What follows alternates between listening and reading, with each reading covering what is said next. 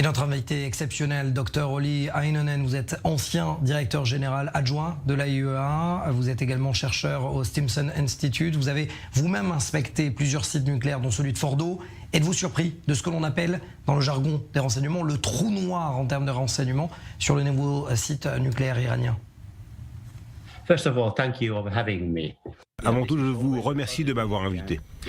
Oui, c'est toujours une possibilité. En 2010, l'Iran a annoncé via Feridoun Abbasi Davani et Ali Akbar Salehi qu'ils avaient à l'esprit 10 localisations différentes pour un site d'enrichissement d'uranium, une nouvelle génération, mais qu'ils n'avaient pas encore choisi l'endroit pour les construire. Nous savons que les constructions ont commencé, l'une dans la région de Natanz et la seconde à Ispahan. Savons-nous ce qu'il y a ou ce qu'il y aura à l'intérieur? La réponse à ce stade est non. What will be on those places, I don't think we know at this point of time. Selon les fuites dans la presse, les inspecteurs de l'AIEA ne seront pas autorisés à visiter les nouvelles installations nucléaires iraniennes. C'est un non-sens pour vous ou c'est justifié? I think that we have here two aspects and we need to keep in our mind. One is the JCPOA. Pour répondre à votre question, nous avons besoin d'avoir à l'esprit deux données. Le premier outil d'inspection est le fameux JCPOA, avec certaines restrictions concernant le rôle des inspecteurs. Le second outil de l'agence est le NPT. Il s'agit de l'outil légal de l'AIEA. Sous cette juridiction, les inspecteurs ont tous les droits. Personne ne peut les bloquer si leur requête est justifiée. Il est donc important d'avoir une vue d'ensemble et ne pas se concentrer uniquement sur le JCPOA. S'il y a eu du matériel nucléaire ou un site nucléaire, c'est à l'agence atomique sous le mandat de ce fameux NPT de l'inspecter. L'ancien directeur du Mossad, Yossi Cohen, affirme qu'il va falloir plusieurs mois à l'Iran avant d'être au seuil du nucléaire. Vous affirmez l'inverse et vous parlez de quelques semaines, quelques mois à peine. Yes, oui. Oui, nous avons constaté un changement radical par rapport à 2015 lorsque l'accord du JCPOA a été signé. Et ce, sous deux aspects. Tout d'abord, l'Iran dispose de beaucoup plus de sites de nouvelles centrifugeuses qui fonctionnent parfaitement. Elles sont capables d'enrichir de l'uranium à un taux élevé. Les Iraniens savent donc comment procéder. Le seuil nucléaire pourrait être atteint au bout de 4 à 6 mois si les restrictions du JCPOA sont reconduites pour le nouvel accord. Mais il y a une grande différence. Il s'agit du programme balistique de l'Iran. Nous avons observé dans les archives iraniennes de Téhéran et celles extraites par Israël. Les archives ont clairement montré que l'Iran avançait à grands pas vers un dispositif nucléaire très perfectionné. Jusqu'à quel stade ont-ils poursuivi leur avancée à ce jour? Nous ne le savons pas. Ils construisent des sites sur lesquels ils produisent des ogives à tête nucléaire ou leurs composants et font tourner ces sites à plein régime. Nous savons que certains de ces sites ont été démantelés et certains fonctionnent toujours. Mais les avons-nous tous inspectés? Non, je ne le pense pas. Le dernier point est ce que l'on appelle les véhicules de missiles à rentrée multiple, les MIRV, qui concerne en premier lieu les missiles intercontinentaux. Le système est d'abord conceptualisé pour 3 missiles. Mais aujourd'hui, il dispose de systèmes de missiles plus modernes, donc certains missiles à propergol solide.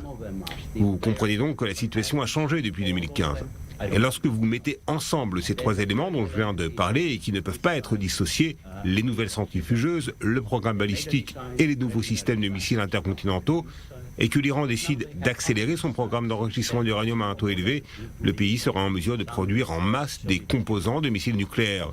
Donc si l'Iran continue à ce rythme, la communauté internationale n'aura que quelques mois à peine pour stopper le programme. Le moment est critique pour qu'elle agisse. Regardons et comparons avec la crise en Ukraine. Comment la communauté internationale peut-elle stopper cette crise? Pour répondre à cette question, j'en pose une autre. Savons-nous où se situent toutes ces forces militaires? C'est cela la vraie question. Donc revenons à l'Iran. C'est pour cela que le nouvel accord du JCPOA doit être redécidé d'une manière totalement différente.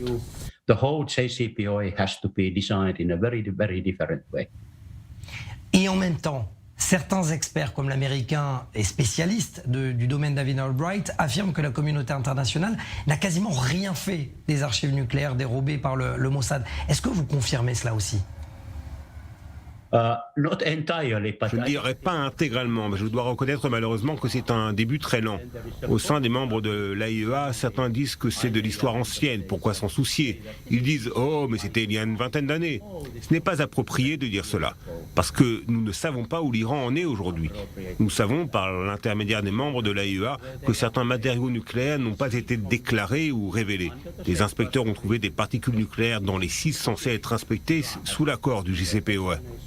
L'Iran doit donner des explications et fournir l'accès à ces matériaux. Nous devons utiliser tout ce qui est entre nos mains, l'intégralité du fameux protocole NBT dont j'ai parlé plus tôt, et il est temps que les inspecteurs de l'AIEA opèrent comme il faut. All the member states of the IAEA act accordingly. Selon les termes de l'accord potentiel en 2025, l'Iran pourrait enrichir de l'uranium autant qu'il le souhaite. Mais la question finalement, est-ce qu'il ne sera pas déjà trop tard en 2025 ? I think it's Je pense qu'il n'est pas nécessaire d'accepter ces conditions. Mon approche sera différente. Je suggère que les partenaires du JCPOA se penchent plus profondément sur le programme nucléaire iranien et qu'ils ne se contentent pas d'appliquer de manière automatique telle ou telle levée de restrictions. Que se passera-t-il en 2025 ? Les Iraniens ont-ils besoin d'un uranium enrichi à un tel niveau ? C'est de la foutaise. Il y a encore un stock énorme datant de la guerre froide aux mains des États qui l'avaient produit. Il n'y a donc aucune raison que l'Iran produise une goutte de plus d'uranium enrichi à ce niveau. more or high enriched uranium in this world. Docteur, si dans le cas hypothétique où vous deviez apposer votre signature à cet accord qui se trame à Vienne, vous le feriez ?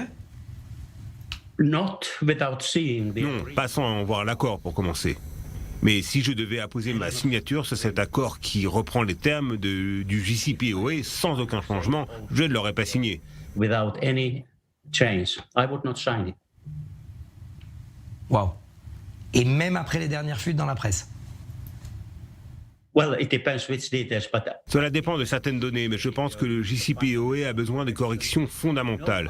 Pas de levée automatique des restrictions, pas de nécessité de produire plus d'uranium enrichi à un tel niveau. Il faut pouvoir accéder à tous leurs sites nucléaires, dont certains doivent être démantelés, de manière fiable et irrévocable. verifiably and irretrievably.